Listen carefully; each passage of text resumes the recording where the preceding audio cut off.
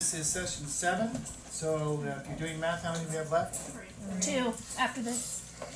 Not that she's 3, counting. 8, 9, 10, You're not counting. This is February. March. 8. January. Oh, there's 2 in April? January? Easter break came early this year. Plus Washington's and Lincoln's birthday. Yeah, all kinds of good stuff. Now, also, you're hot in here. Y'all hot, warm, cold? You're cold. I worked out this morning, so maybe I'm still glowing. That's what it is. My wife has me getting up at 4:30 in the morning. You gotta get to the gym by 5. It's overrated. Sorry, that sounds awful.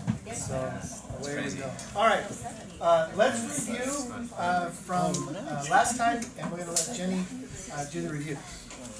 So, last class, we talked a lot about relationships and the different styles of learning and putting together a survey so that you could get a better idea of your kids. I'll move around so you guys aren't all crooked tonight. So, one of, are they tactile, meaning hands-on? Are they auditory, or are they visual? And you need to know. I mean, obviously, ideally, every one of your assignments would incorporate the 3 styles of some sort. And then you still have to incorporate, the I do, we do, you do, which makes it a little bit crazy, but if you start thinking in that terms, it won't be that difficult. The other thing was, we talked about getting to know your kids, understanding what their interests are so that you could target in on what they enjoy doing. And then you're going to have a lot more engagement and a lot less scattered children running around talking, trying to play in the back of the room, whatever. I think what else is on there. Your personality, your learning How style. your personality affects. Right. You've got to recognize it. Like, I recognize the other day, I think I told you guys, I hate it when it's quiet. I hate it when it's quiet. And my softball team was doing something this weekend, and they were really quiet. And I was like, okay, I'm not liking this. I'm not liking this. You guys need to start talking. You need to start doing something because this is bugging me. And they were like, coach, But I know that I'm very impatient. Very impatient. And so as a student, and I find myself doing this even as an adult, and you guys probably do too, is zoning out quickly. And if a person is a bad speaker, I check them out right away. I'm done. I'm like, oh, you're not very engaging. I'm done. And we went to, we took, the kid I always talk about, my kid is over there doing her homework. She wanted to come in and see what we do. We took her to Davis for a goat day. And Does that mean she's the greatest of all time? yes, she would say she is. We went to Davis, and they brought us into this lecture hall. The lecture hall, the 500 student in your classroom lecture hall. And they had 3 professors give presentations. And by the first 5 minutes, I was done. I'm texting, so I get kicked because I'm not paying attention. And then the 3rd speaker got up. Old guy, he was the best. Because he knew how to work the crowd. And it was interesting to me, the difference, I don't even know if she noticed it, but like one girl was basically presenting her master's thesis. And dry. Not to mention probably petrified because she's in front of all these people. But then this other guy gets up, old guy, he wasn't even dressed right. I mean, he looked like a mismatch. But he knew his stuff. And he got up and he had everybody engaged. So it's important for you to know what your strengths and weaknesses are too. If you know you're not a good lecturer, then you might not want to make that one of your main things. Right? Let the kids do the work. Do group work. Do group activities where you get to walk around and facilitate and just kind of get their thought process going. It's more fun for you too, because you get to walk around and actually engage with them for a minute or two and then move on. If you stay focused and if you're so bogged down on what you're saying, you're going to lose your kids. So just want you to make sure that be aware. It may be a bad day. You got to keep some things in mind too. I don't think I talked about this. If there was a fight at lunch, your kids are going to resonate that. I'm thinking high school, of course.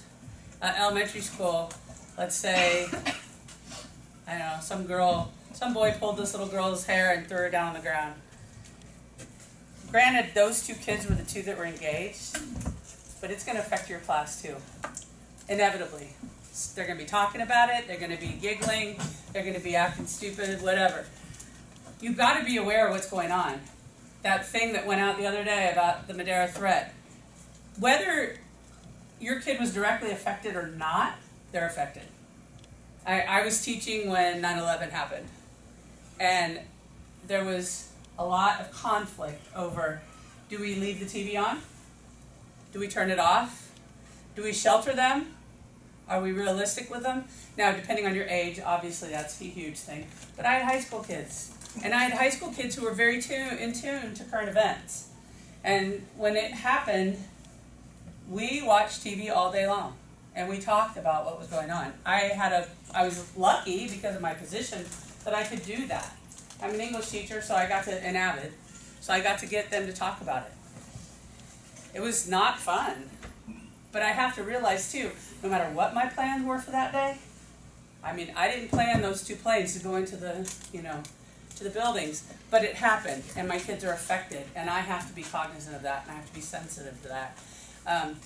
Some stuff is really difficult. There was a girl in one class who was having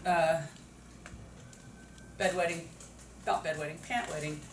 issues, and I immediately said she must be going through something. And sure enough, mother died last year. Well, these kids, they're not going to manifest it the way you think they should manifest. You're not going to see how their grief is. So just be aware. The more you know your students, the more you know how much it affects all of them. And that's, I mean, having your thumb on the pulse of your classroom is huge. I should be able to walk in and say, okay, which one is your sensitive kid, which one's your quiet kid, which one's your pain in the ass kid? And you should be able to tell me like this. If you know your kids, you know them. And then there's always the quiet kid that sits in the back that you don't know anything about, and they come up to you 5 years later and say, I love your class. And you're like, you were in my class? You didn't even realize because she was so quiet and or he, so quiet and shy. So I think I don't need to review all this stuff, right? The body language? No. All right. So today's kind of interesting. We're going to be talking about short-term and long-term memory because our short-term basically only remembers, do you know how many things it will remember? Technically? The first 5 minutes? The first second? It's first 7 things. So think phone number. I would argue that for some of us it's 3 things. Because I can't remember anything beyond 3. But with that said, how do I then move what I'm learning to long-term memory? It's not like a computer where you can just go to this file. So how do you do it?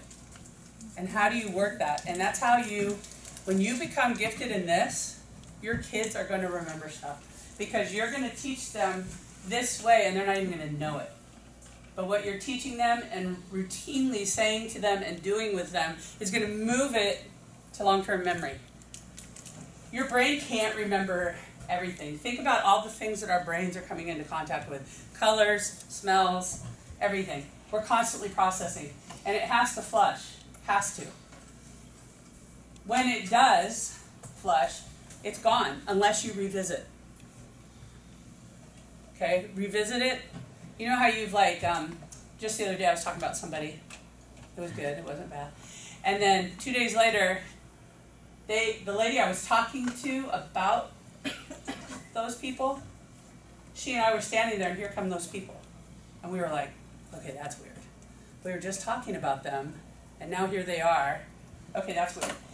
But everything I said to her that day then was revisited the minute she saw them, right? So it all came back into her current memory of, oh, that's right, what were we talking about? Oh yeah. And then the connection. You guys have all had that happen, that deja vu moment, that whatever. That said, as a teacher, how can you make your kids step into those routines without realizing that you're making them learn? Right? You want to trick them a little bit? So you got short-term versus long-term memory. Short-term is about 2 minutes, 7 items. Long-term memory, infinite.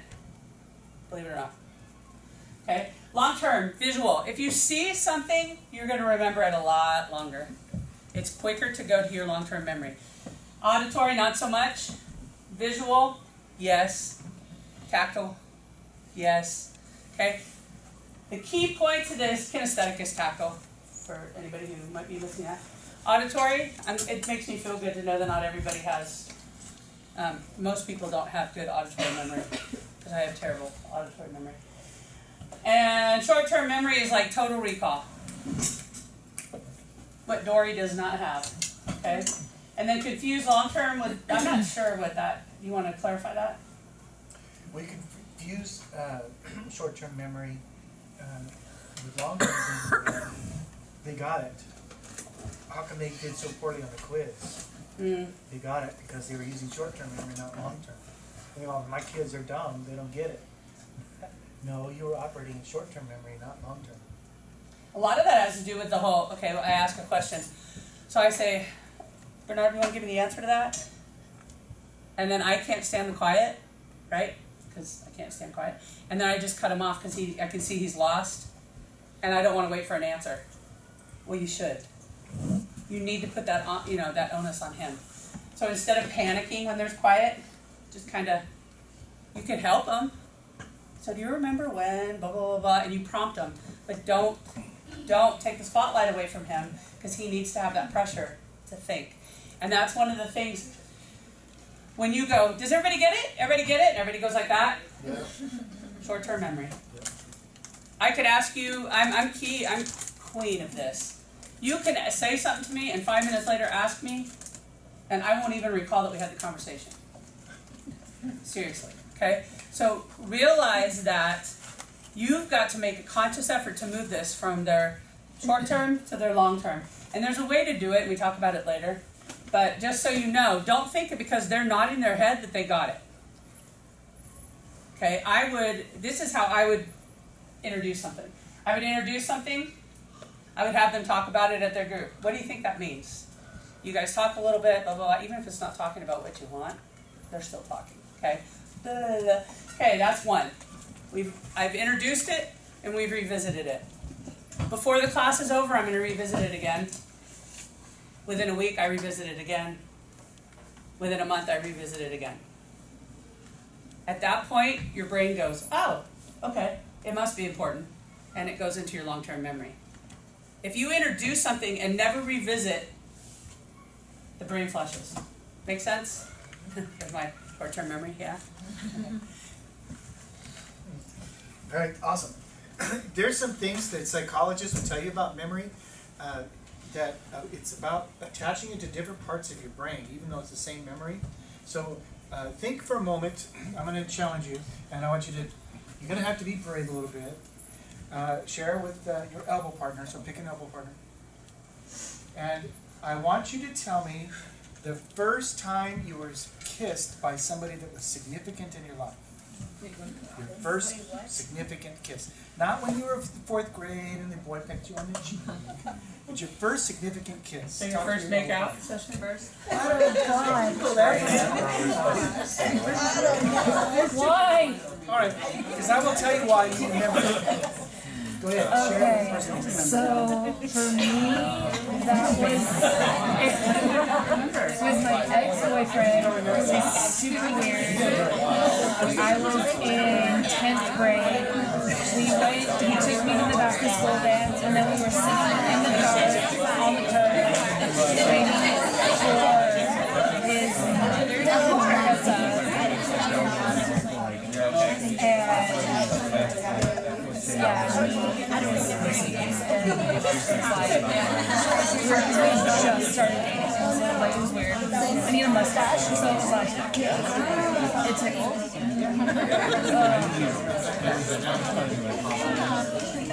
I remember getting my first kiss on my head. This is my front yard. Really? When you're in I mean, there was others. All right. I think it's on I my remember, first significant. and I get that it wasn't whole long ago. I mean, I am celebrating my 3rd wedding anniversary on Valentine's Day. So it's not that long ago, we're still honeymooning.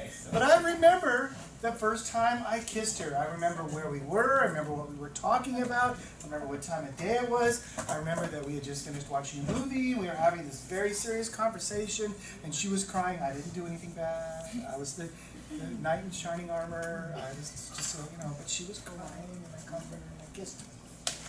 And we both knew what that meant, because we had talked about that ahead of time, that a kiss wasn't to be just thrown away. That was our thing. All right. But I heard, you were talking, a lot of details. Why couldn't you remember all of those details? And here's the answer. It's attached to an emotion. Memory, remember I told you that if you can put memory in different parts of your brain at the same time, you'll have an infinite long-term memory. And did you have to rehearse that memory? Did you have to go home and think, I need to write that in my diary, I need to study it, I need to talk about it with my best friend in order to remember it? If you had never shared that with anyone other than today, would you have still remembered all those details? There is an emotion can help you turn short-term into long-term, okay? A second one is your senses. And believe it or not, the most powerful ability to recall a memory is smell. Right? You walk outside and all of a sudden you hear the sound and you smell the rain and you remember when you were 7 years old in the backyard playing in the puddle and the mud oozing through your toes. Okay? There's a powerful memory, especially if I took you out to a farm and there was that real deep sense of wet dirt, right? There's a powerful connection with senses and with emotion. I think if you can incorporate that into what you're doing in your classroom, you'll help kids put things into long-term memory. How do you do that? Well, one of the things you do is I know you're not an entertainer, but the more enjoyable your class is, the more you're going to remember. That make sense? If your kids are laughing, if they're smiling, if they're having a great time, they're going to remember. And we talked about the different levels. Obviously, I go to church every Sunday, but I can tell you probably 3 seconds of what my pastor talked about yesterday, and he talked for an hour, right? But I can remember 3 or 4 things, and I didn't attach it, and I didn't study it to emotion, I just remembered who he's talking about. Why is it that when we barely can remember what we're told, but we can remember everything if we can do it, if you can produce something? The goal ought to be at the end of every lesson to have something that kids produce. Whether it's writing, or if they're constructing something, they're putting a project together, or whatever. If they can do it, they can remember it. All right? Let's, I think we need to kill the blinds and kill the lights. I have an interesting video that I want to show you about kids who say, I don't understand, I don't get it. Are you ready? Can someone get my lights for me? I think you'll enjoy this. Mad TV. Okay, the blue buttons are for the burgers, yellow buttons are for fries, brown buttons are for drinks, and the purple buttons are for meal combos. Okay, Edward?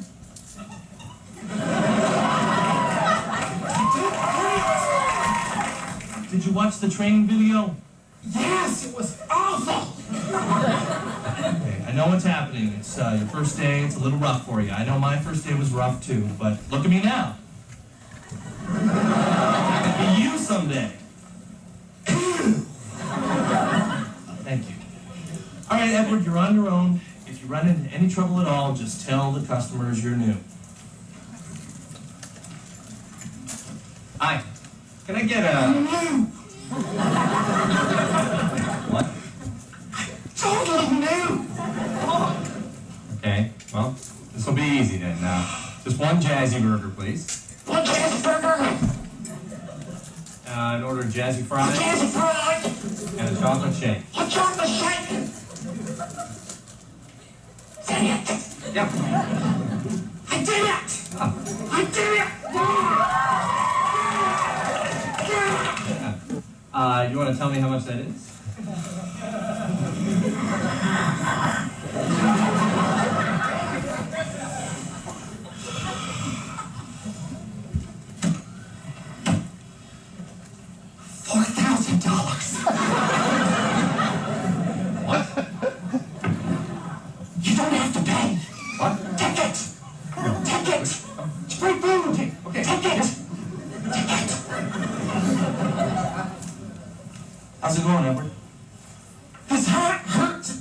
touching my brain. Okay, well, I got news for you. I'm gonna take this hat off, and I'm gonna put you on the drive-through window. Oh, it's fine. It's just like the counter, only now you got a headset, okay?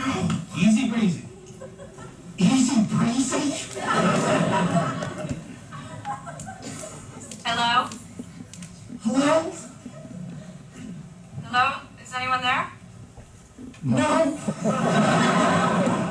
I'd like 2 jazzy burgers, a chicken burger, 3 large fries, 2 Diet Cokes, and a coffee, please. Hello? Did you get that? 4 apple pies. 2 salads and 4 apple pies. No, I want 2 jazzy burgers, Curly a fries. chicken burger, Salad. 2 4 Diet apple Cokes, pies. 3 large fries, and a coffee. And a salad for here. No! I shouldn't eat here.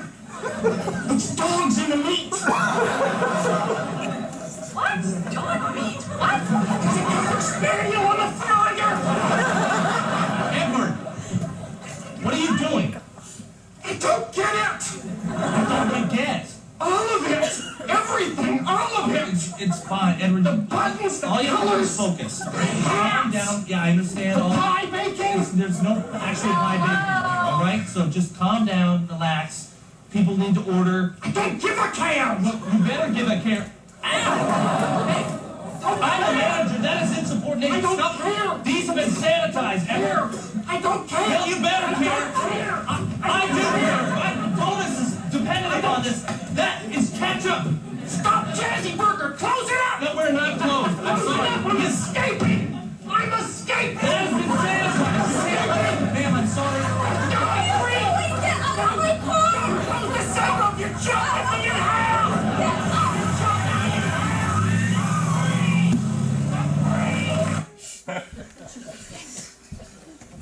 Sorry, maybe I found it kind of dull. Alright, so, do you ever, kids ever get overwhelmed with the information that you're getting and then they just kind of have a meltdown? Yeah. I don't get it. What don't you get? Everything. Haven't you, Johnny, can I help you? I don't get it. What part can I help you with? All of it. All of it. Like, it kills you, right? Because you just gave this awesome lesson. You were doing the tap dance. You had the Hogwarts wand going. You had the sorting hat. Everything. I don't get it. Who's the main character? I don't know. All right. All right, that was funny. Let me show you the next one.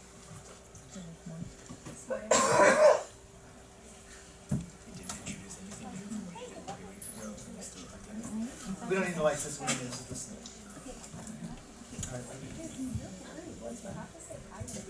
Okay, everyone, settle down, settle down. I'm going to be telling you what we're doing today.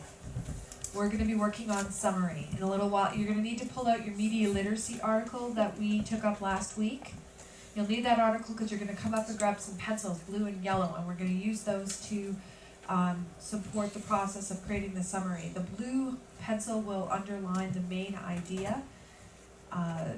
It's usually the topic sentence, but it doesn't always have to be. And then the yellow pencils will underline the supporting detail, which usually tells you more about the topic itself or the topic sentence or main idea.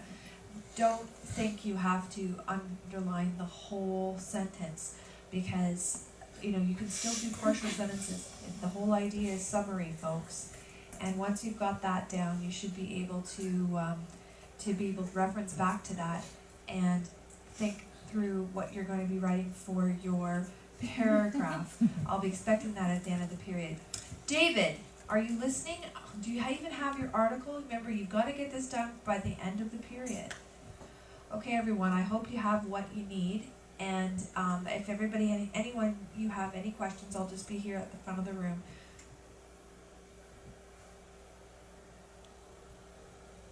Alright, you ever have kids like that? Yes. I just want to know why Colonel Sanders is on there.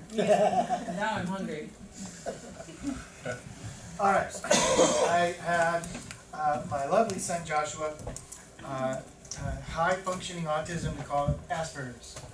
Joshua, I want you to go to your room, I want you to make your bed, pick up your dirty clothes, and then I want you to hop in the shower, get your pajamas on, and take your medicine. Got it? You lost me. After the first one. Yep. Joshua. Joshua's gonna freeze. He's gonna go to his room. And stand there. That's what he's gonna do. Because I didn't understand. Now what am I gonna do? Because I'm not helicopter dad, I'm drill sergeant dad. I'm gonna go in there and I'm gonna see a kid that's defying me. I asked you to make your bed, get your dirty clothes, right? What the heck? And now I'm getting upset. Because that's the way I was trained. That's the way my dad trained, right? My dad told me to do something, I didn't ask him any questions, just got it done. He said jump, I said okay, good, how high? Get it done. With Joshua though, it took a long time because I was slow on the uptake. Tell him to do one thing. Joshua, go make your bed and come back to me. All right. Now, get your dirty clothes and bring them back to me. Okay. Now, go take a shower. Come back to me. Okay. Now you're naked, but go get a shower. Put your pajamas on. Okay. Now let's take your meds. Okay. Do one step at a time. And I want you to think that way tonight. Step by step. We're talking about softball. How many of you coached a sport? All right. So when you're coaching a sport and you want to teach fielding ground balls, do you say, all right, go out to shortstop and get in an athletic position and get ready, I'm going to pound some balls at you. And then I start pounding balls and they get a ball, it bounces off their chest or whatever, and they fumble it, and then I go, come on, you're not doing it right. Did I go over the lesson with them? What do we do with athletics? Step by step. What do I teach them first? Where do your feet go? The stance. All right. Do I want them standing straight up and down? So now I want them to get them down. All right. And then I might, if I have little guys, I'm going to teach them the alligator, right? Right? The alligator. When I teach throwing, I teach them we're going to surf. Right? Because we're going to get in a throwing position. So there's a step by step. But here's the situation. We teach each step to mastery. That's the academic word you're looking for, right? Before we go on to the next step. Vince Lombardi said it's not practice makes perfect, it's perfect practice makes perfect. Okay? Each step with mastery, and then we all put it together, and then I can go back down to home plate and start hitting fungos to the shortstop and work on all those, because we worked out all those drills ahead of time. Can we do this with our lesson plans?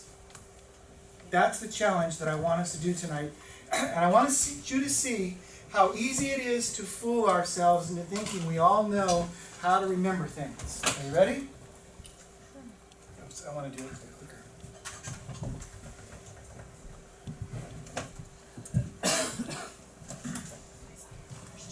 All right. Memorize that picture.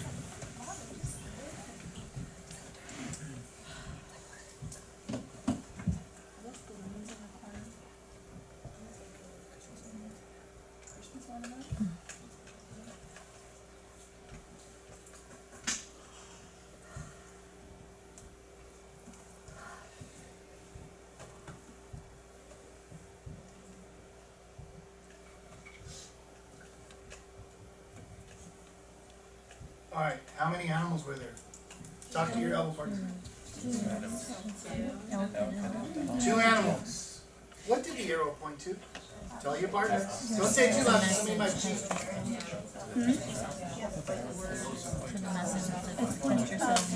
There we go.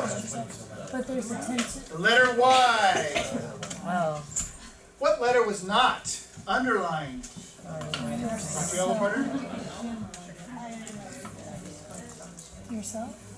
The letter R. How many balls were there? 3. Your elbow partner. There was the 3 balls down in the tennis ball. Smarty pants. 4. What was the color of the duck's hat?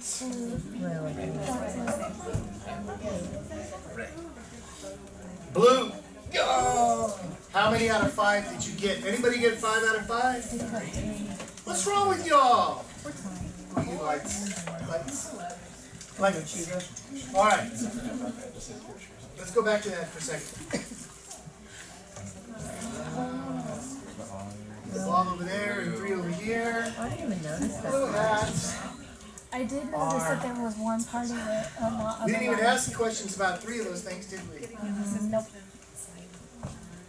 2 animals, the letter Y, the letter R, and the color of a duck's hat. Alright, go ahead and turn the lights on. Have you ever stopped somewhere and gotten directions? Yes. Alright, go a quarter of a mile until you see the red mailbox, turn left. Then you're going to go 2 more miles west until you see the oak tree, turn right. And then, oh wait. Alright. That's called cognitive overload. How do we figure out when we've overloaded our students with too much information at once? When they're staring over there when they should be. Alright, so here's the problem. Eric's right. All of a sudden their eyes glaze over and they're not paying attention. And we interpret that as you're not paying attention. What we didn't realize is, wait a minute, that's on me. Okay? I can control that by slowing it down and by going step by step. Alright, let's take a break. Ready, break.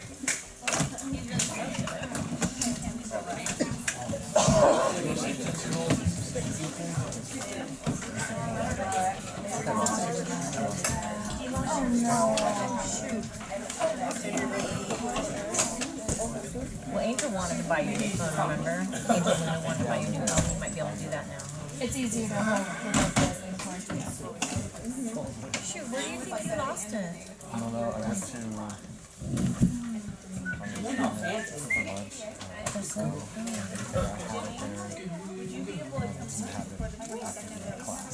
What class were you in?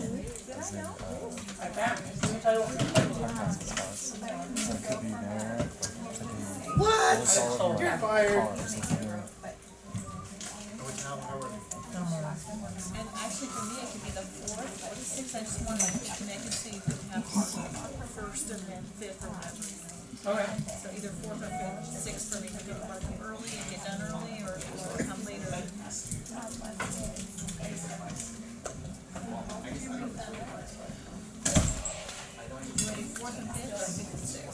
She did. But she's not. She's been very non-communicative, so I figured she was up to something. She didn't follow it. It's my birthday, so they're making it. Shenanigans! That's right. So she Is it a big birthday? I was laughter, but anything else that sucks. Are you really? I thought you were. I'm really bad at guessing people's ages.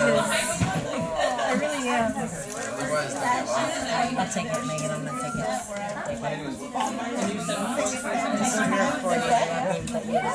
Unless you wrote it down, yeah. Oh, yeah, I had Jordan when I was 15. No, I'm joking. If she was 40, if I was 40. I still had young. I mean, it wouldn't seem young, but 5 by 5. You could have you. I'm the age right now that my mom was when she was little.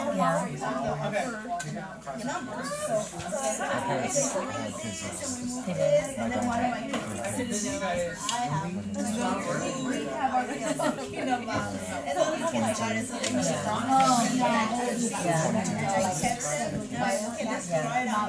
Yeah, 20. Well, my first two were only 15 minutes apart, so had her, then had. Yeah, it's tough. They're all accidents, baby. I was like, really? Not even the first 4? Everybody's an accident.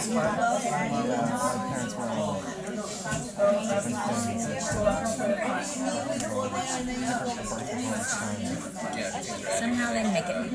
They make it here. Insert a table and then make a bingo. I don't know, sir. Bingo. 2014. That's going to be a really big bingo board, right? 5. Oh, you have one in the middle. You maintain.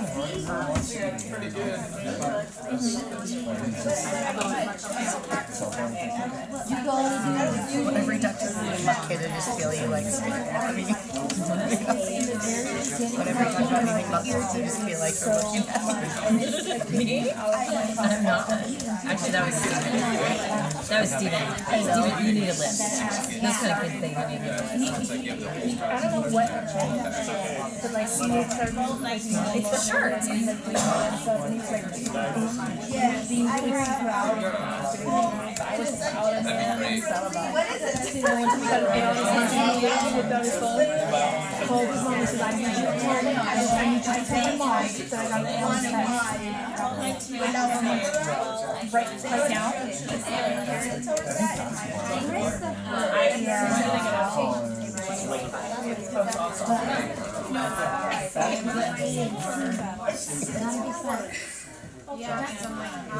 The funny thing is, what was the date?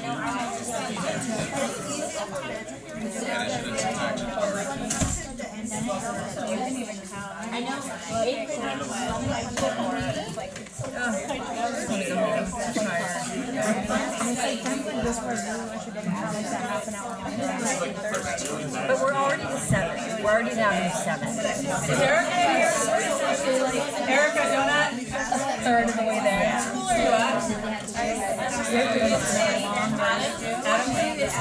How do you go home now? Do you have to go? You go the same way? Head over on 168, or do you go out to 41? I'm still in my Oh, okay. Oh, I have it.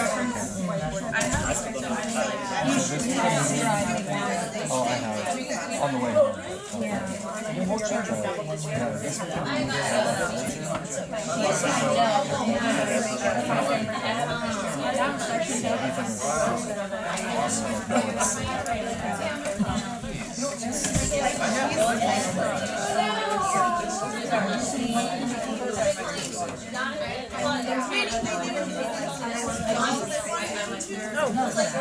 And where you at? It's been a really good week. So, I didn't want to come off there.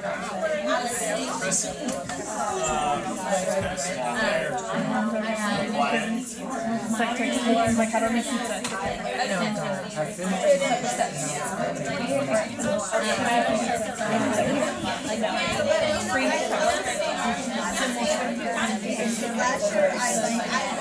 You gotta make the pizza crust. You gotta brush it.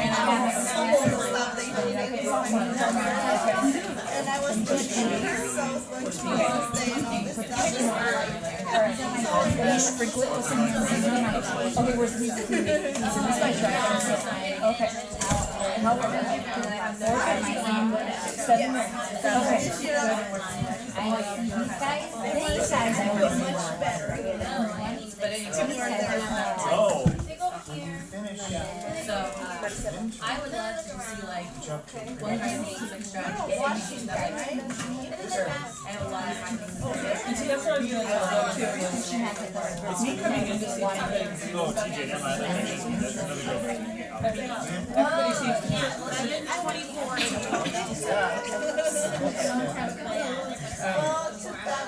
I've realized that. Have you guys started filling out your orthodontic forms yet? No, I don't know how to do it. I filled out all the information on the front. Now all I need to do is just mark the boxes and nuts on the back. But I don't have it. I got 1 in my head. I got 3 out of 16. Yeah, so I don't know what the rest of my things are, and John was supposed to give them to us. Sarah gave out my copies at the last meeting. I have 1 blank. I can just take it. Copies of it. But we're supposed to be going over it on Wednesday.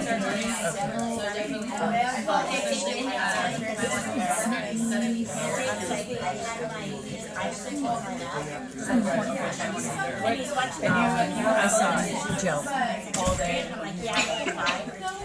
I have, yeah.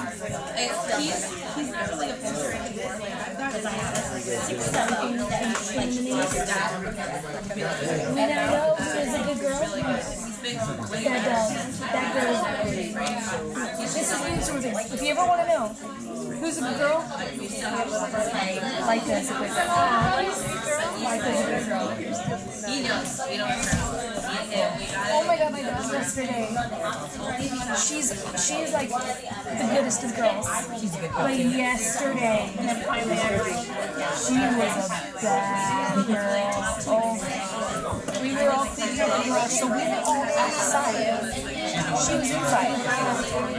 This was yes. Zelda, who was good as a bad girl yesterday. She got bored. Went to her kitchen, nudged open the cabinet under the sink, dragged trash can. We have a Houdini like that. There's all the trash out of the trash can everywhere. That's always fun. And then if you have another good girl, like my good girl whose name is Sweetie, after the trash is strewn out, she decides, because she's not the garbage picker, the other one's garbage picker, but he's on it. She's like, look at the masterpiece we created, and I'm gonna pee on it. No, see, Linda had been just bad all week. Linda was a bad girl all week. Yesterday, she laid in bed. It was the one area that didn't have trash, and when I came in, I saw it, and then it was like, it was not me. It was Zelda. And I looked, and Zelda had a one finger up her mouth. So I put a new trash can in there, and I took her to her house, and we started to pick up trash together. Alright, we're gonna take this trash. I love that stuff. And I did that for like the first 10 pieces, and I was like, this is gonna take forever. But I just picked up trash.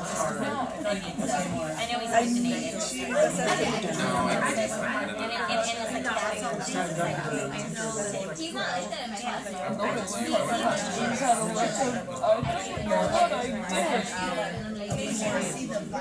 What did you say?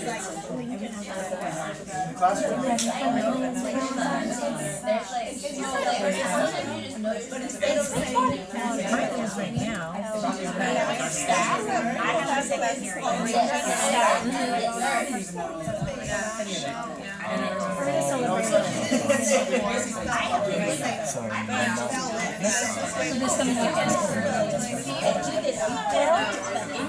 We have an eye appointment. I'll be there tomorrow. I'll say Sure. But there are some ideas. Maybe go to dance. Maybe go play dance attack. Maybe go shooting. We go to that's one of our hobbies. We go to the range and we shoot some. It's called the range. It's off of Shaw 99. Right by Windows.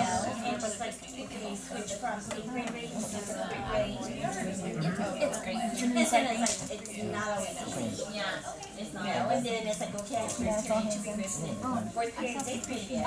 We are Jessica teaching her school. So my uncle was a collector of guns. He died like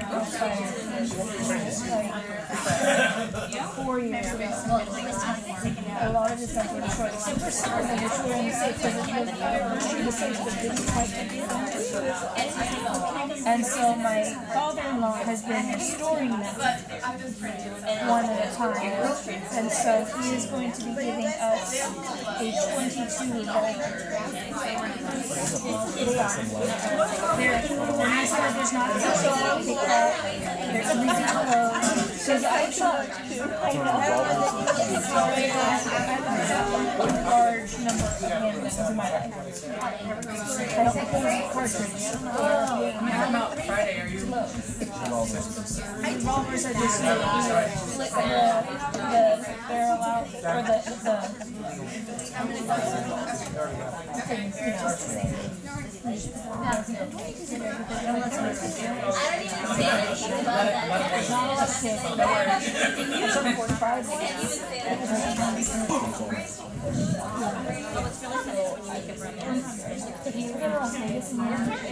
Alright, here we go, guys. Coming back together. Alright, so let's do the class.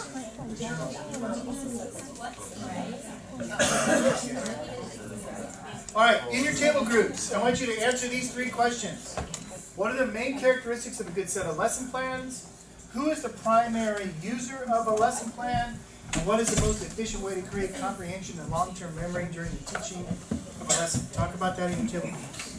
Okay, so before I started teaching, I was a substitute teacher for 3 years. A good lesson plan is it's got to pass the finger test. Basically, you got to be able to come in and go read them and go, okay, I know what I need to do. I don't have any questions. I'm confident I can do this. You can't say I've left all of those. My very first year, my set plans were very detailed. They're still very detailed, but like I'm one of those people that get that way, but I leave the worksheets and their labels. The primary year, 0 to lesson plan. I mean, the teacher, who's ever teaching this season, Whoever is teaching the class.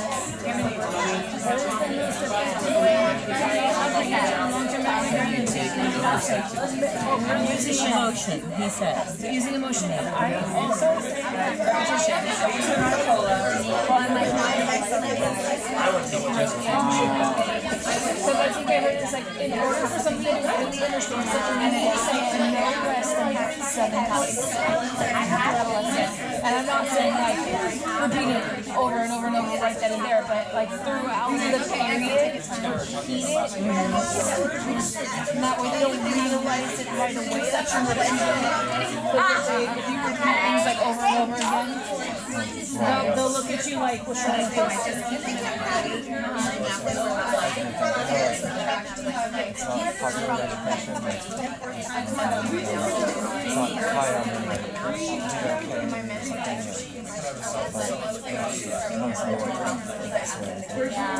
Especially math these days. Yeah.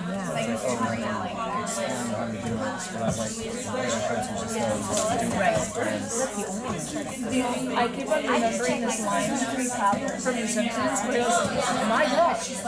My job. Being repetitive is my job.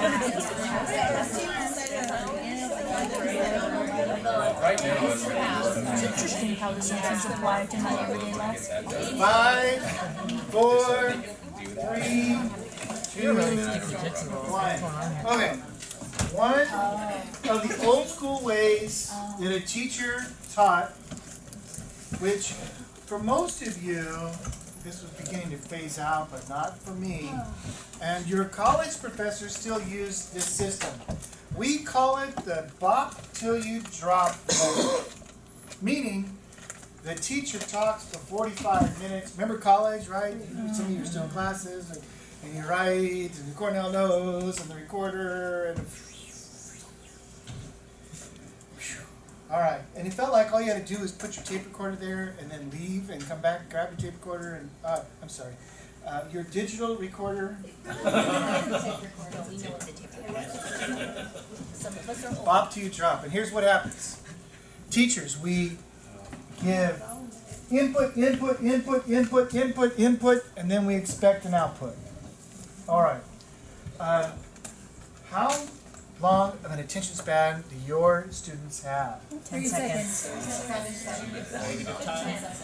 All right, think about it like this. My parents literally did not have television until the 50s. Okay? And even then, it was only the wealthy that really were able to buy a television set. Okay? I was born in 1905. And because I was born in 1905, sorry, I'll be 53 in March, all right? I was born in 65, and I remember growing up, we had black and white television set for a while. And my mom and dad didn't have a lot of money, and then had a color TV. But we only had, because I lived here in Madeira, NBC, ABC, CBS. It wasn't Fox, it was called KMPH 26 on a good day, because it was transmitted out of Visalia and it was always snowy. But that's where Gilligan's Island was on, and Happy Day, right? All these reruns, Brady They're all Bunch. looking at you like, Right? And there was a couple of others, like I like Fifth that Street or something that sometimes you could get. Gidget. And And so growing up as a little guy, I didn't watch a lot of television. We didn't have cable, literally didn't have cable until I was in junior high school. Not only that, but you had to get up to change the station. That's right. But I can remember the remote control in the house was me. Son, go change the channel. Okay. And sometimes they say, Dad, it's too loud, I can't go to sleep. And we lived in a house with a crawl space underneath. Okay. And he would literally do this.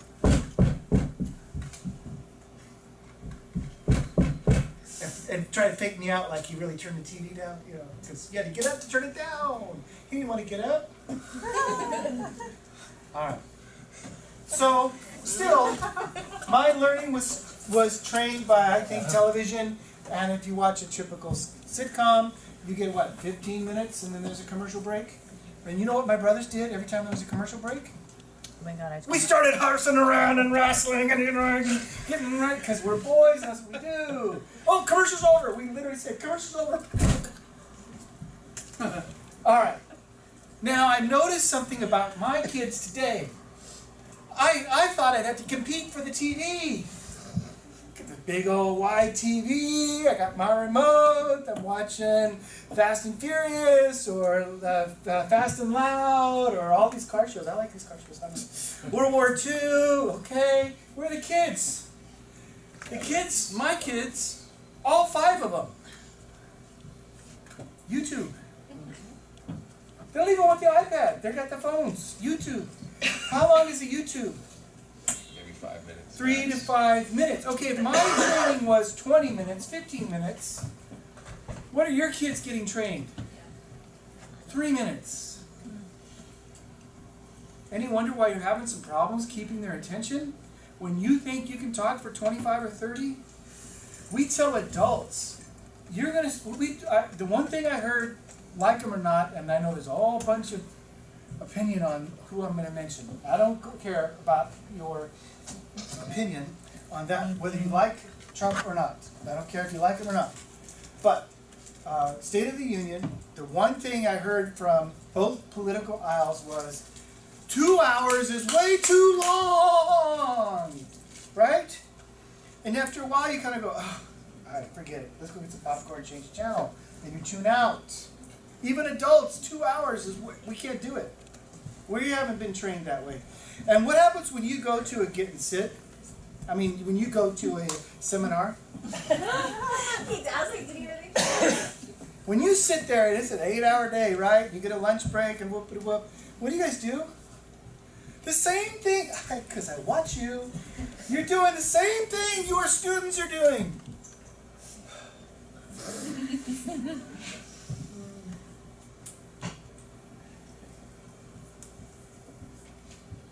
We know you're looking at your phone because nobody laughs when they look at their crotch.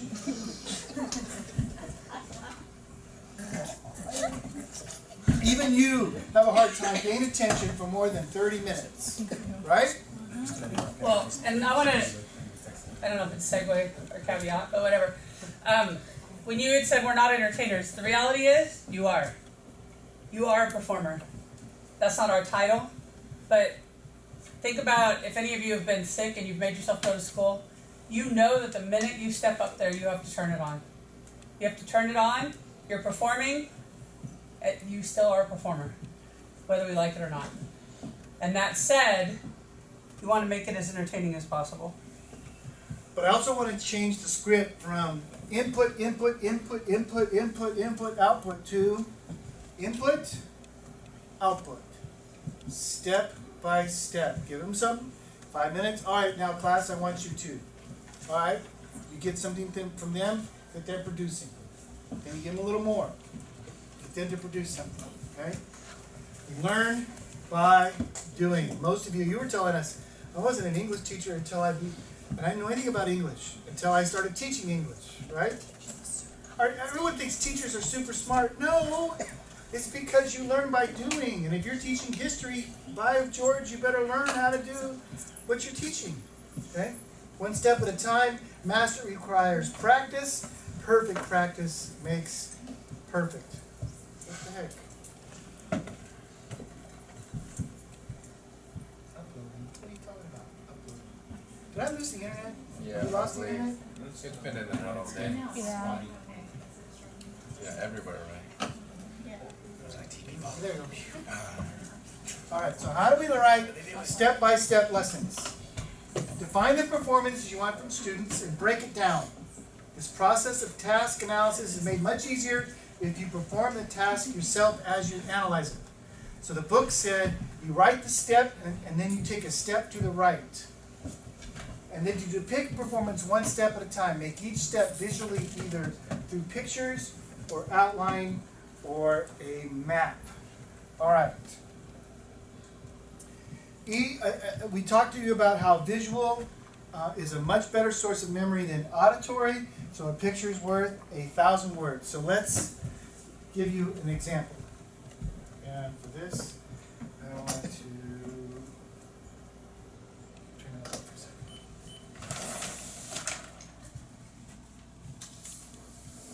Fourth grade, third grade, we do math.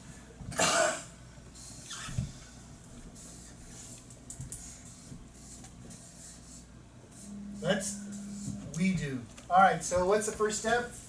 Compare the 6. Is 6 going to 4? No. Is 6 going to 49? Yes. How many times? 8. 8 times, and then I multiply 6 times 8 is 48. And then what do I do? Subtract. 9 minus 8 is 1. Does 6 go into 1? No. Bring down the 5. Does 6 go into 15? Yes. How many times? 2. 2 times. Multiply 2 times 6 is 12. 12. Then what do I do? Subtract. Subtract 3, 6, or 1/2. Alright, so let's imagine that we've just been doing this and now you're going to do independent work, right? And I'm walking around checking for understanding and Eric says, I don't know if I got this right. And I come over and I say, oh, Eric, the first thing you always do, remember we talked about this, is find what they've done right. Eric, you did 1 and 2 perfect. Oh, and your name is so pretty. Awesome. But I need you to check step 3, and I'll come right back to you. Where's step 3? The 5 multiply the 6 and the 8. All right, we can't tell, can we? We can't tell. But you and I learned how to do math like that. All right, so here's something that I want you to really think about. That kind of learning is designed for people just like you. And if you don't fit that mold, you ain't going to get it. How many of you struggle with math? Somebody said, math? Do I have to teach math today? How do I teach math? My poor girls, they're both 17. They both hate math. I kind of know why. Back in the 4th grade, they didn't memorize the multiplication tables because we somehow decided that wasn't important anymore. And from here on forward, if they don't have a calculator, they can't do anything. They struggle with math. They hate it.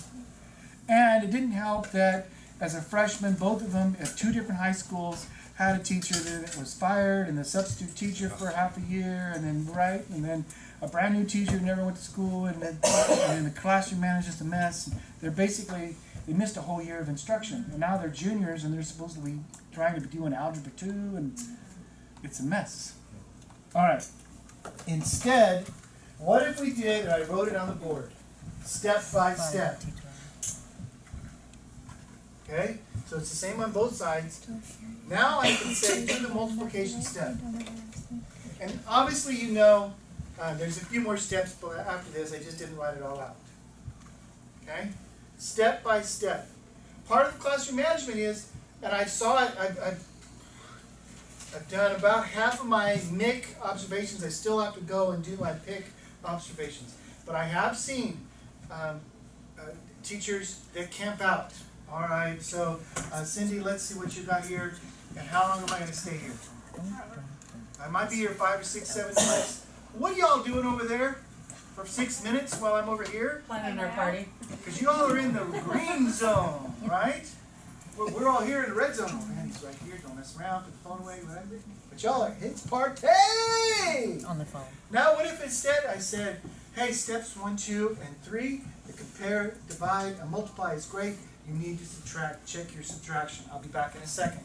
How long did that take? 5. And now where am I? I'm over here in the party zone. Right? And now what's happening with their behavior? On track. They're back on track. And what can I do now? Check for understanding. Hey man, let's wait. Make sure you do the second compare. Gone. See what I mean? Step by step by step. All right. So we're going to try it together. Okay, wait, before you do that. Does Madeira have the rule where you have to write the objective up? Yes. Do you ever put your agenda up too? Yes. Yeah. Okay, is it required? No, but the objective is. The objective is? Okay, so, I mean, I'm just going back to when I taught, that's what they did, but it's important for some of these kids to see what the plan is for the entire day. So, I never really thought about that because I don't care. I wing it and I, shoot from the hip. But I never thought about the kid who is uber controlled and wants to know from the minute they walk in till the minute they leave exactly what we're doing. What are we doing So, today? sorry, what? What are we doing today? What are we doing today? What are we doing today? Even if you have it on the board, they still ask that, right? Yeah. But if you have it on the board and somebody says, what are we doing today? You can just point. Or if they say, can I go to the bathroom? Says, well, it looks like I got that planned for at. And I think that said, it kind of eases the anxiety for some of the kids who need to know everything, like where they're going to be picked up. Yeah. All right, we're going to have a contest. You need to work with pencils. So if you don't have a pencil, I gave them out. They're all there. Pencil? That's what I said, and somebody said no bowling, but they are mini golf. Oh yeah, skip that table. Sorry, Tim. Might be one of them. Yeah, the bowling.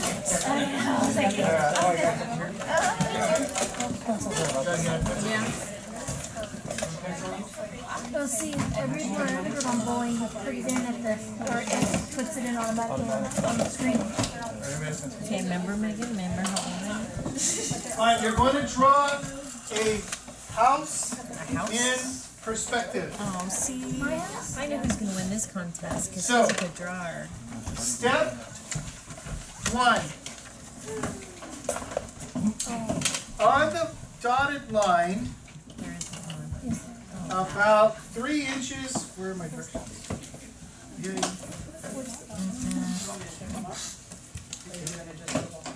Let me do them one at a time. Let me tape them up one at a time. Draw a dot 1 inch from the left line on the dotted line. What? Dot. What? Step one. You can tape it even here if you want. Draw a dot 1 inch from the, what? Draw a dot on the dotted line 1 inch from the margin on the right hand side. Which, Right hand side. I'm sorry, right hand side.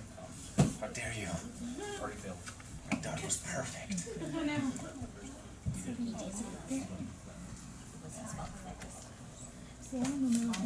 Alright, so now what do I need to do as a teacher? Check. Now I need to walk around and check that everybody has a dot. oh shoot, look, I did it upside down.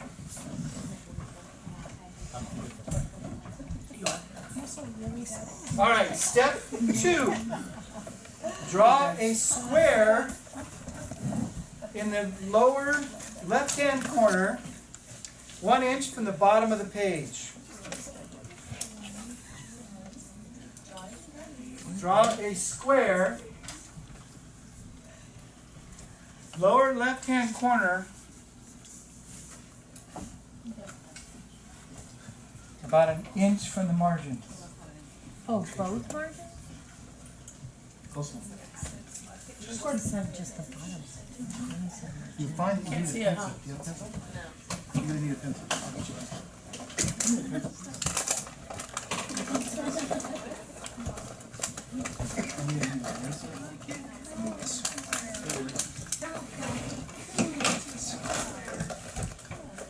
I also want you to draw a line down the center of the square, starting a 1/2 inch above the top line. right down the middle, about a half an inch above the top line, right down the middle. So if you can see this far, I know you're old, but see, she's squinting already. She's not even old. An inch or half an inch above the top line, all the way down to the bottom of the square. So it goes all the way through the square, and about a half an inch or an inch above. And then I want you to put a dot on that top line, the right upper corner and the right lower corner. Put a dot, little bitty dot. On the top, on the corner, and both corners on the right side. All right, on the top. So you should have 3 dots. I just realized I do what Peter does. Push your glasses down. All right. After you're in there. Now I want you to draw a line from the dots to the big dot. Draw a dog line. Just a line. From the dots, a straight line to the big dot. Remember, it's a contest. Put some pressure on you. On the dot, there's 3 dots, 3 lines. And make it a light line. Oh, now you say that.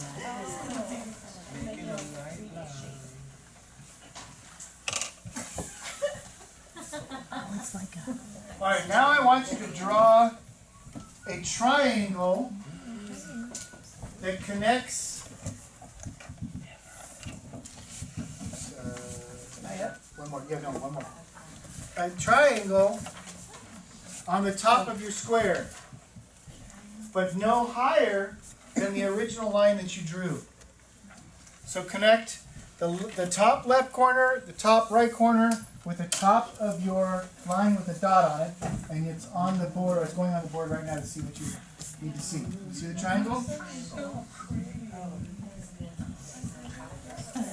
Perfect. There should be 3 lines. Oh, you got 3 lines. That's a darker line, yes. 3 lines, 3 lines, 3 lines.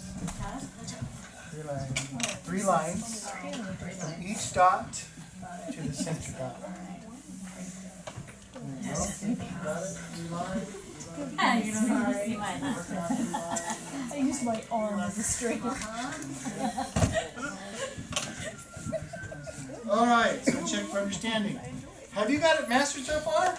Yes. Am I going step by step, but I'm not going to the next step until what? I'm checking for understanding, make sure there's mastery. All right, next step is to draw a line about 3 inches down that will show the back end of our house. So we're drawing a house in perspective. This is really big. So this line is parallel to this line, and this line is parallel to this line. So about 3 or 4 inches away from your house, you have an angled line that will be parallel and a straight line that will be parallel. You got it? So parallel to this line. Sorry, but could you write that down? I didn't hear. What's step 6? Oh. I need a visual. I can see all my old people. What? How did you get that from what he said? You know what? It's a guy thing, I think. Like, So- because these guys all have it too, and they're So drawing one it. line here is parallel, so it's the same angle right here, and the same angle parallel. All right. Now you're going to erase. You're going to erase Oh, all that. the lines between the ones you just drew and the dot. Here's the picture. Oh, you, Jenny.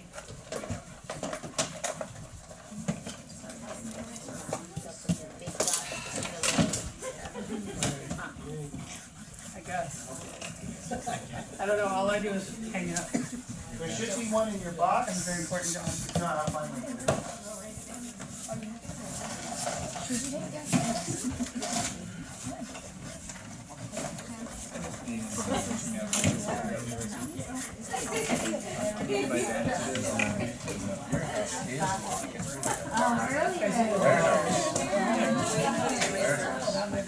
All right, now, the idea is you drew a house in perspective, or 3D. Now I'm going to give you a few minutes to make it perfect, and then you're going to judge the best one at your table, and we're going to let that person pick the prize. Don't try to take it off. Because we all want the pencil broken.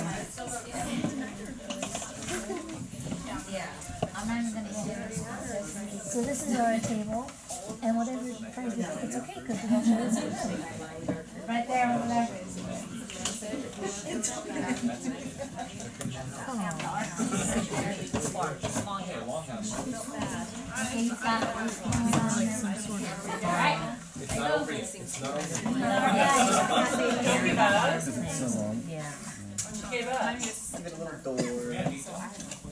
I wouldn't.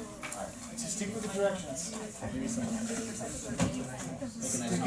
I would stick with the directions.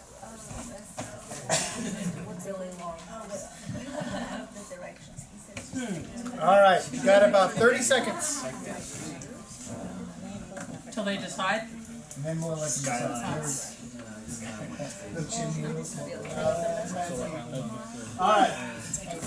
Whose picture shows the 3D dimension the best and follow the directions the best?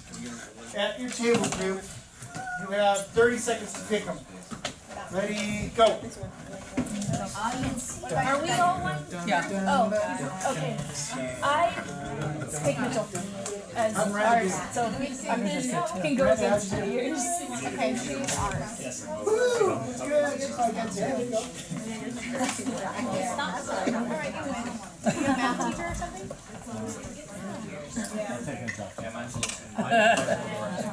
He's Straighter. who decided over here. They get to write it. Really, Emily? Is she? She's on a table all by herself. This guy came right now. We already know who the winner is. All right, 3, 2, 1. We're going to start with the center table right here. Who won? All right, Eric, why don't you show everybody your picture? Eric, you get a choice between a stapler, pencils, highlighter, or a stuffed animal. I think you need the stuffed fish. There you go, second grade teacher. At this table. Yeah, show us your picture. Ooh, you gotta practice. Ooh. Do you want pencils, a stapler, a sharpener, or a highlighter? Pencil. And then on this side, this is a lot more competition. We've got 7 of you here. Who had the best? Show everybody. We good? All right, do you want a stapler, sharpener, or highlighters? Where did you have windows? Tile, he had a tile. We all share a classroom. Yeah. Oh, jeez, now it's a group decision. Stapler. Stapler, there it is.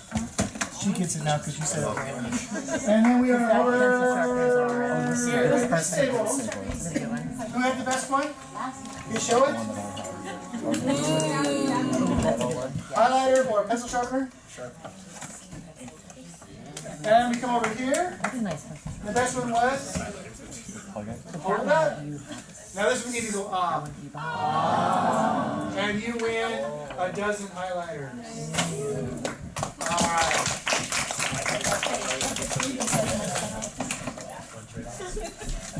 Why do I have a feeling you're going to remember this for a while? Because we connected it to an experience. Yes, you did. Process We made it. instruction. It required all of my brain powers. Remember that time you guys lost the shirt?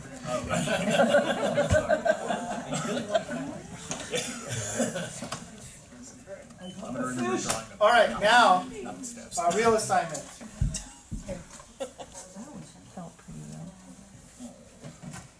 You have a poster in front of you that's blank. You sat with somebody in your grade level.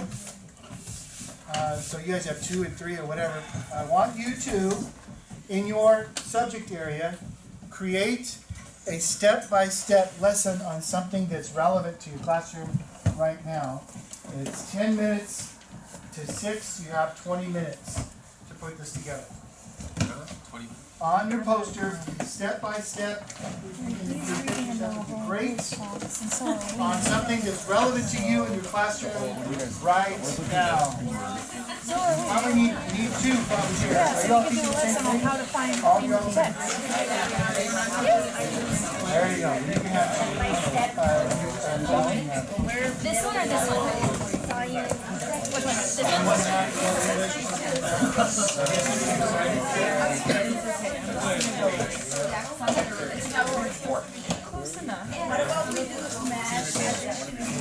And by the way, this lesson plan tonight is I do, we do, you do.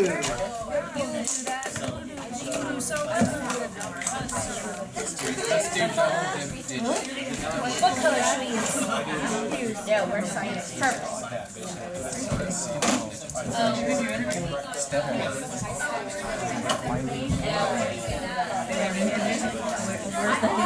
Step 1, so if it is horizontal, so draw a T.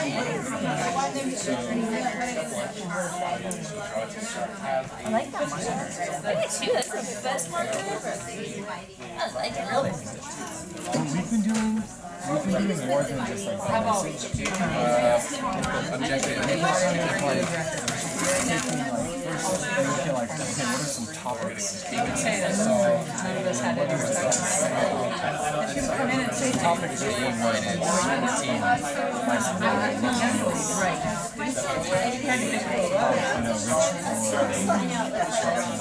That'll be.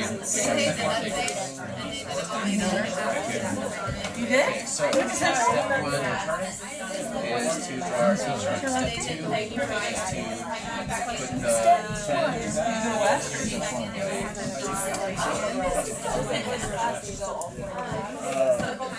So we should probably put like when given. Oh no. Step 1. Do class discussion. What is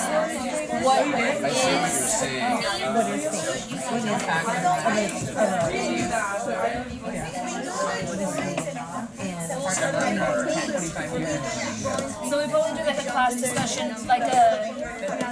Is this the poster that we would give to our parents? I would maybe circle the 10.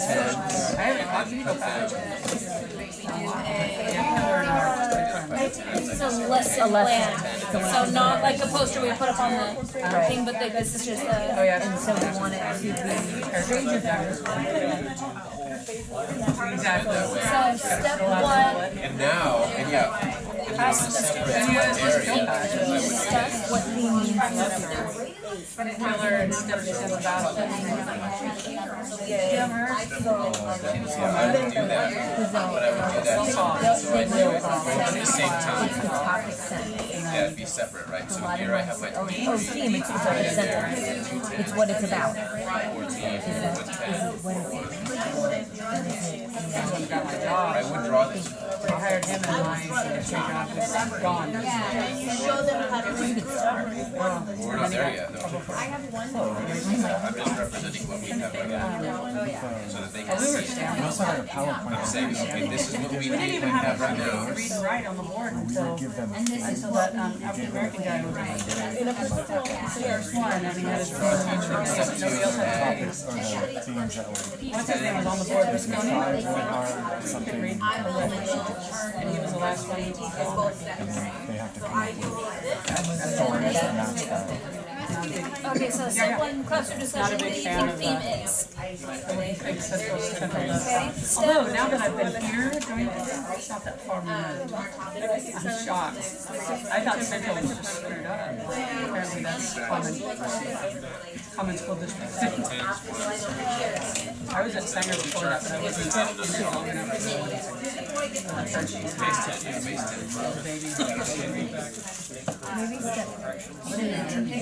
Oh, Patricia, you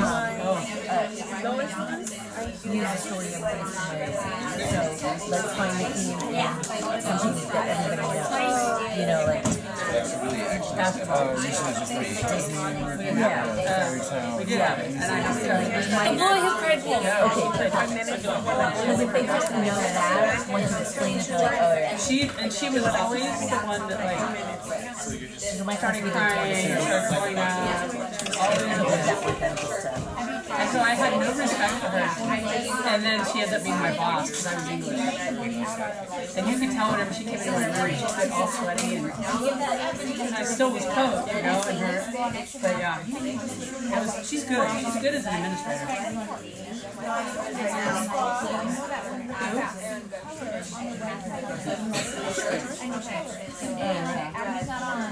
So presenting the sample text, so students and the teacher read the text together. So was Diana Arthur, you know her?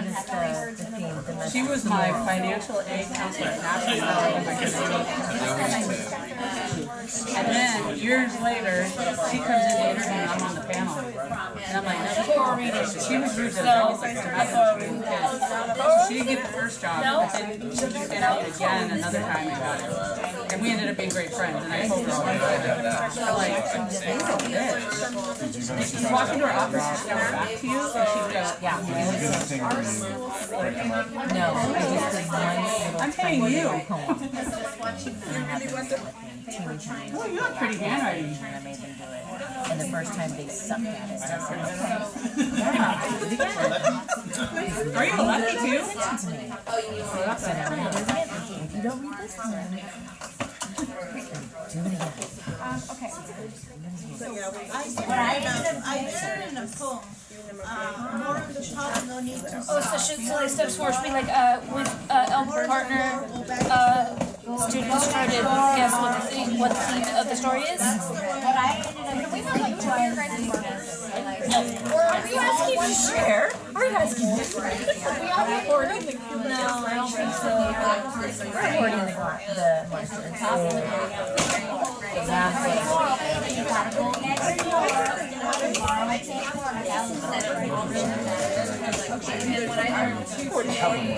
How to find it. Are we going to tell them how to find theme once we're done with this? Like after the elbow partners, like discuss their findings and then go into it?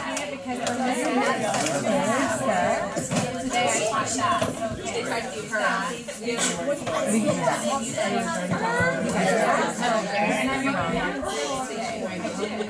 Right now we're using background noise. KWL. So I have one game. So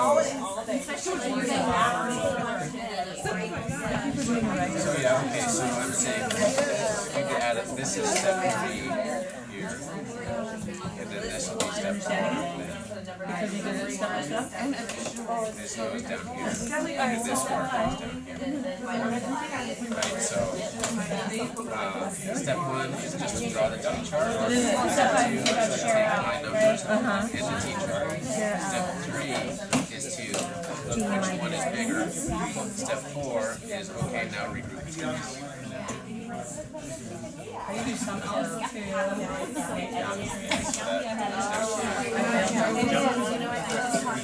He's new. He's new. And then we can go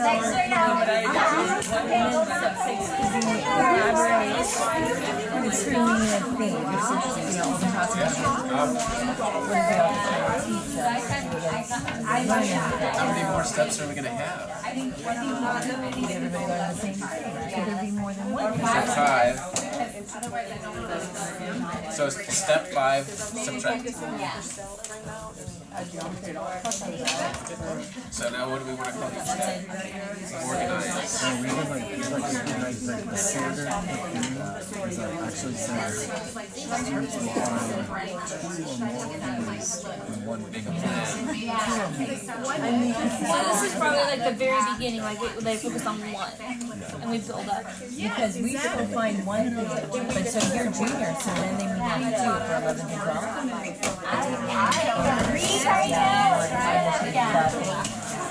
I mean, there could, it could be in another standard, but just not the ones that you've chosen as our.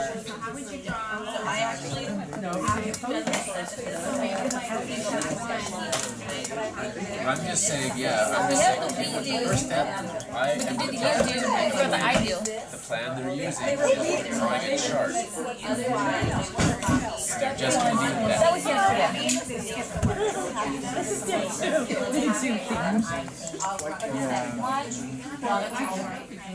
oh, because we're supposed to do ID with you. You don't think the words, you don't think the words? 7. Go to 1 again. I would just say plan. Then. Step 1, plan. That's kind of Because I want them to start thinking, every time they have a problem, what is their plan? What are they thinking? And then step 2 is organize. Or, yeah, organize. Step 3 is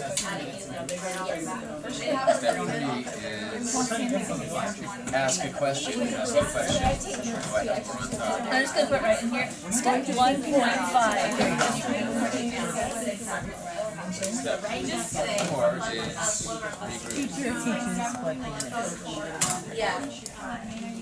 Or, okay, we're actually step 3 is, this is a question, do I need to regroup? Now I need to answer my question, or regroup. Yeah, I get it.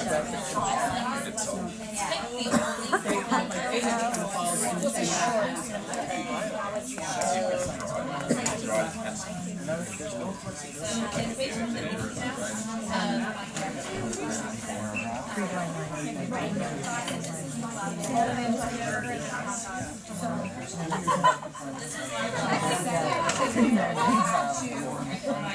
That would be weird.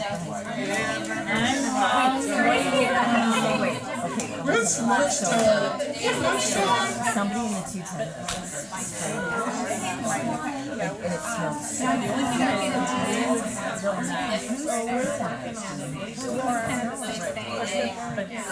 Somebody of our parents got me.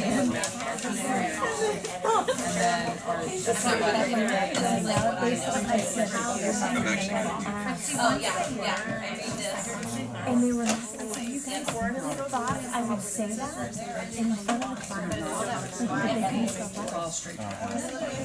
They went on and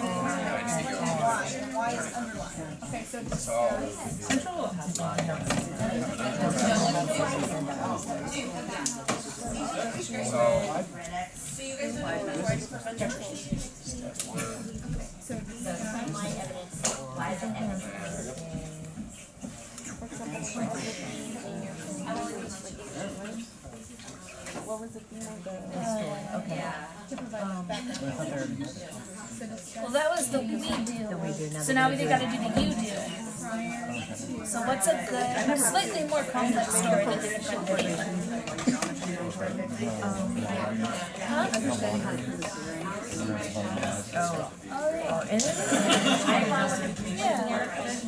You can make it interactive though. That is so cool. Flip it onto the back. Oh, even better. I used it one time.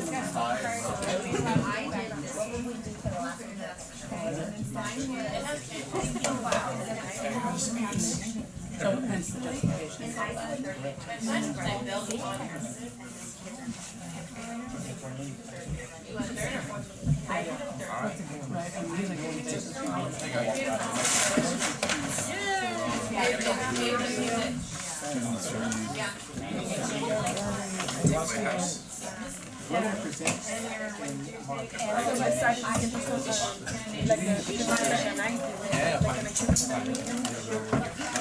Make sure your names are on them.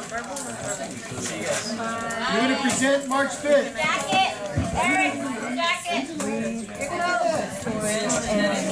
You can highlight textual evidence that supports their claim. Make sure your names are on these. You're going to present these next time, March 5th. Make sure your names are on these. That supports chosen. So I'm thinking if we're doing any you're essentially going to have 2 or 3 Yes. So each of these captions all students are going to have something called right?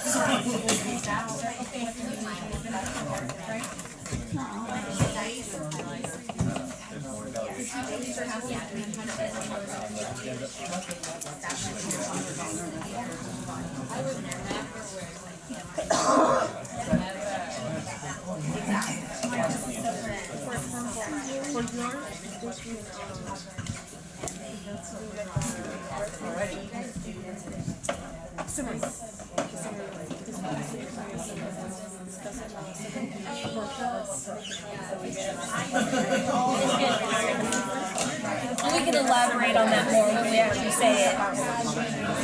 And then step 9 students share out ideas. Because like this is the first one, the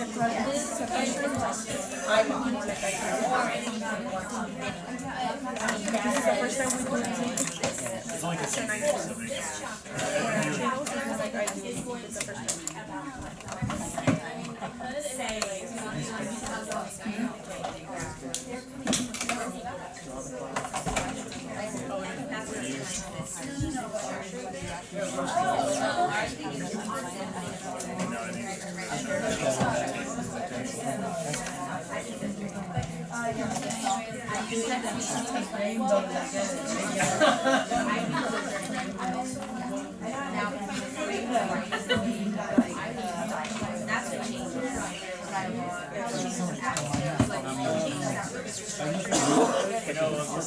I'll read it, right?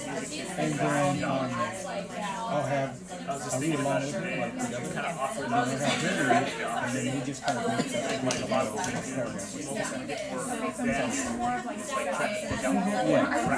Fractions and trying to figure it out. It's not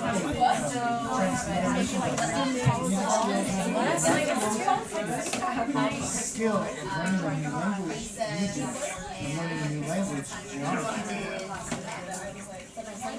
That's why it should be easier. But it's it's Geometry is yeah. Maybe, I don't know if it's nature versus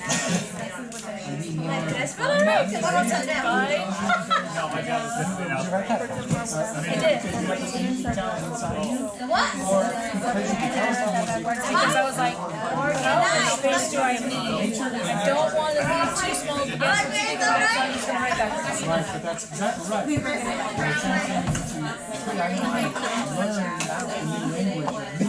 Learn a new language of geometry. Algebra and paper. I just learned something new. 4 minutes.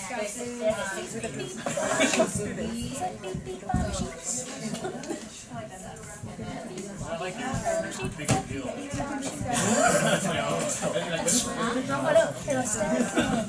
That's like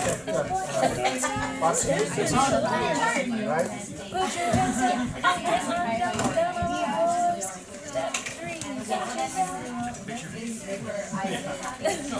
Forget how it goes. But then you don't just have to beat people like cheap.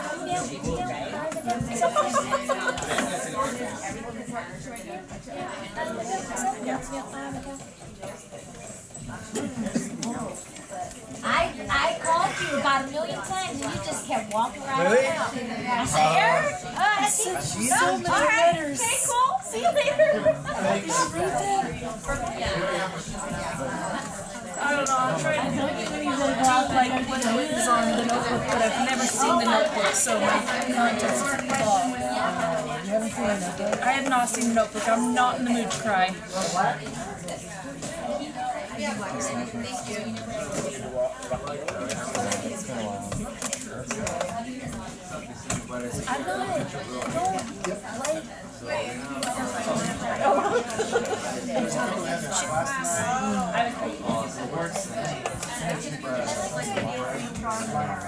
Two minutes and 30 seconds. If something's not blowing up, I get bored. Oh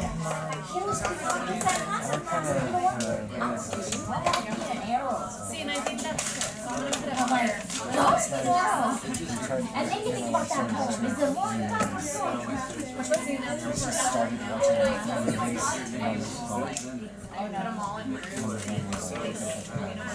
And then you had to stop and then you pick something else.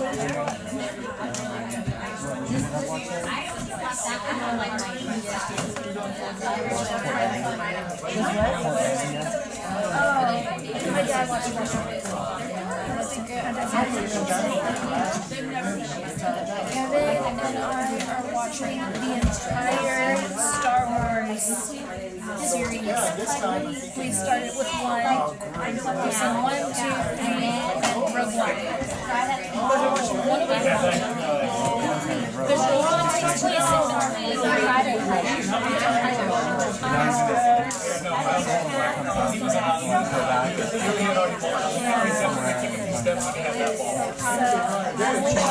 If we really wanted to be technical, it would have been 1, 2, 3, Rogue One, 4, 5, 6, 7, 8, 4.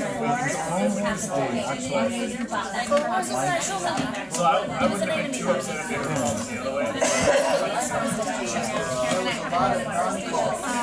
I've seen one of those. So,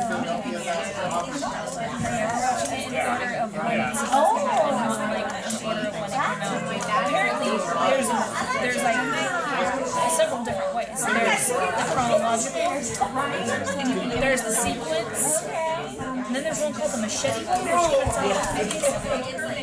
out. I don't remember her name.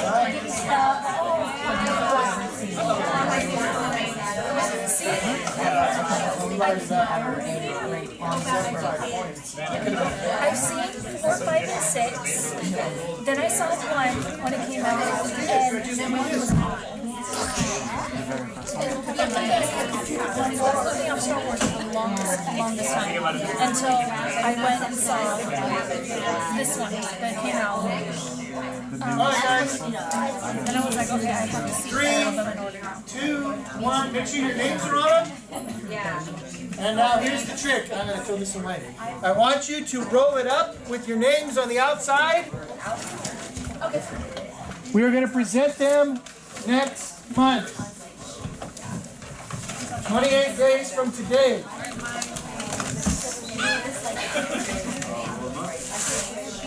Do you want to roll it out? Roll it up, put your name on. You're going to present your step-by-step. March 5th.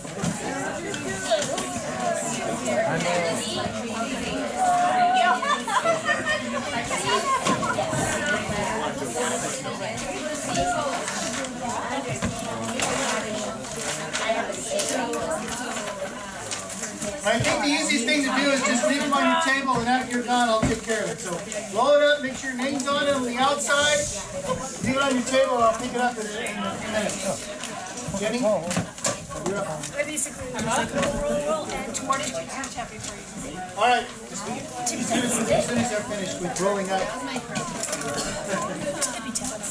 Put the markers back in those envelope pocket thingamajigers. Ziploc bag.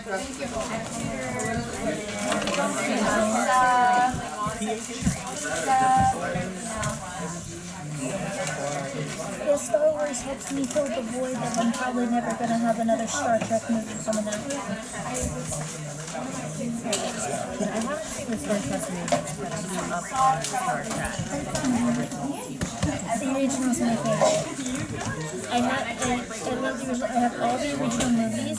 All my black and silver too that we did have to get up. And then I have all of the new movies, which are basically just the original series, but now. I like it because I like to watch the new ones after watching the old ones because there's references to the new ones. Oh, is there? To the old movies. I once in a while I'll watch it and it's like, oh my god, that's right. All right. Oh no. My dad's dead. All right. So we're going to wrap this up here. Moving info from short to long term. We talked about this earlier. I'm going to reiterate it. We're revisiting it so that you'll remember it. In order for the brain to recognize information is important, I told you it has to go from the short term to the long term. Otherwise, the brain's going to scrabble. Okay? That said, you introduce the information, whatever the topic is, whatever your lecture part of it is. And then generally you do the I do, we do, you do. They've now seen it 3 times if that's part of your lesson, right? You introduce it, you do it with them, then they do it alone. So they've now seen it 3 times. The thing is, you can't let it be that one day thing. So the next, revisit later that day in class, revisit again the next day, so maybe in your summary. Okay, yesterday we talked about polynomials. Somebody tell me, what are the rules with polynomials? Boom, boom, boom, boom. You're revisiting it, okay? And then you do it again within a week, and then you do it again within a month. Then it is in long term. Now, is that, what's the word? Can't think of it right now. But it's paradigm. It's got to be a paradigm shift in your thinking because you're having to change. You're looking at what kind of, instead of looking at, oh, this is a cool activity, now you're going to be looking, is it tactile, is it auditory, is it verbal? What, am I hitting all my kids? Are my kids interested in the stuff I'm teaching? Is there a way I can make this more exciting? And then when you're doing lessons, when you're actually presenting the information, it's important for you to remember this. Revisit it. Revisit it, revisit it.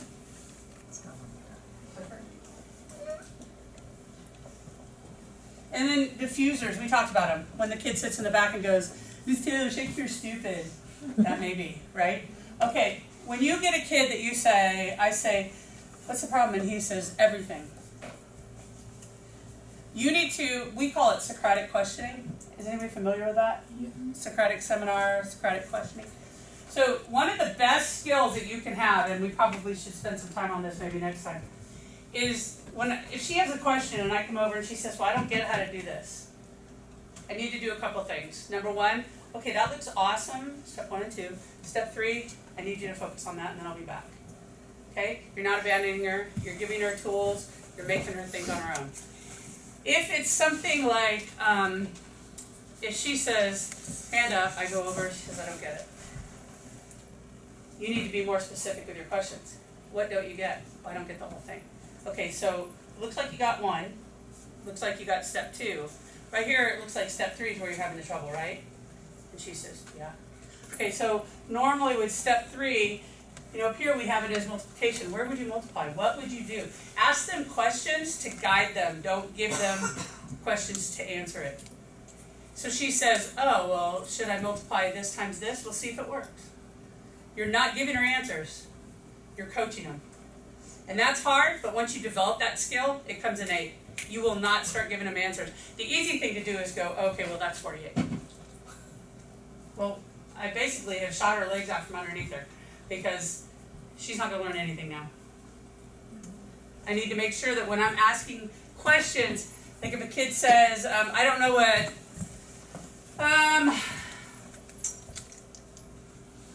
the remainder is. If you're like frazzled, you're going to be like, screw it, I don't know either. But if you're keeping your head about you, you can say, okay, I understand what you're saying, but when you're doing a problem, what happens to the numbers that are left over? And the kid says, oh, well, that's our leftover. Right, that's your remainder. But you're guiding them. we had to train our kids to do this because they often served as tutors, and they had to know how to ask questions and not give answers. And so it's important for you because when they start throwing diffusers at you, you know, which is going to be the one, I don't get it, this is stupid, I give up. That's where you go, hold on. Let's talk about it, let's break it down. I get it, this whole thing at you is a big thing to swallow. So let's go step by step. But you do not want to stick yourself here and lose that, right? So you've got to be good about it. You'll start developing your common questions, but you'll say, okay, so step 3, multiplication. Where would we multiply? And if you go, I don't know, you can even say, why don't you ask your friend? Instead of defer it off of you. And then say, I'll be back, work on that step 3, and then I'll be back. And then as you go over here, you deal with this, and you can come back and circle. She'll probably have forgotten she even asked you that question and has moved on into her next 3 problems. Because once she gets it, she gets it. Don't get bogged down into a debate. You know, what does it say? Don't give into the debate. Don't take the debate. The debate bait. Don't. If they ask you something, turn it into a question and put it back on them. And I'll come up with something next class to kind of teach you how to facilitate that. But, you know, if they said, well, how did Kate get 48 on that? Instead of saying, well, isn't it obvious? They multiplied. You know, don't. Say, well, I don't know. Why don't you tell me? Where do you think that 6 plays into that 48? You know, how did that play into it? I mean, and just dig for questions and make them answer you. And when you get a diffuser, specifically revert it to a Socratic question, which means you're asking a question to get an answer. Okay? Does that make sense? I know it's late, and I know everybody's kind of glossy-eyed. Okay. You have to teach them how to ask questions. They don't know. They're going to throw their hand up and say, I don't get it. They don't know how to break it down. In Avid, we called the thing, like when you have the big problem, when Steve had that big problem written out, and then he said, okay, we're at step 4 and nobody can tell us. When you have a big problem like that, in Avid, we make them break it down into a separate list of procedures. So first thing I did was look at the numbers. I looked to see how many times 6 can go into 4. It doesn't. And they have to write it out that way as well. The reason is, then when I come over and they say, Ms. Taylor, I don't get it, I say specifically, what part don't you get? Don't tell me you don't get the whole thing, because you've got to probably get some of it. So do you understand this part? Do you understand how the 6 goes into this? The kid says, yeah. I say, okay, that's awesome. You got step 1 and 2. So now let's look at step 3. And you just bring them through it. Don't let them convince you to sit there, hover, and take you away from what your purpose is, which is your class. Teach your kids how to ask questions. Yep. Every behavior has to be taught, including how to ask a question. So they don't accept, I don't get it. You know, one of the things that is fun to do too is I always love trying to do this with my kids because you know how they don't think abstract, right? They want to be able to look in the text, find the answer, and write it. They don't want to have to think. It's hard. It's a lot of work. So like I would do stuff like I would just put a word on the board, and I'd go, okay, I want you to come up with 10 questions about that word. And it got crazy, you know. How many fleas make a circus, stuff like that. Then you go, okay, wait, that's not really what I want. I want a better, higher level question. Okay, and there's 3 levels of questions. Depends on who you're talking to, but to keep it simple for my kids, I did the 3 levels. We combined COSTAs basically. Level 1 is yes or no. So if you have a test question and it can be found in the text, that's a level 1. Doesn't take any creative thought. All it takes is being a detective, finding the word. Easy. Or if it's a vocab word, look it up in the dictionary. It's level 1. Level 2 is a little more abstract. It's more about, like, with flea. What type of diseases do fleas carry? That's still level 1, right? Because you can look that up. But then if I said, what are some complications that could come from a flea bite?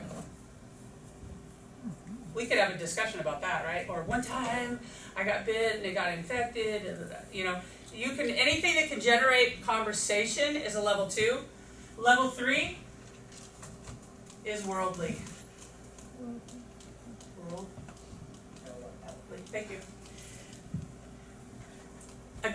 For a kid to be able to take something like this word and apply it to the world in general. In other words, what countries is there an epidemic of fleas? And has it contributed to shortened lifespan? Huge question, loaded, right? But if you make them think about it, they've gone to level 3, which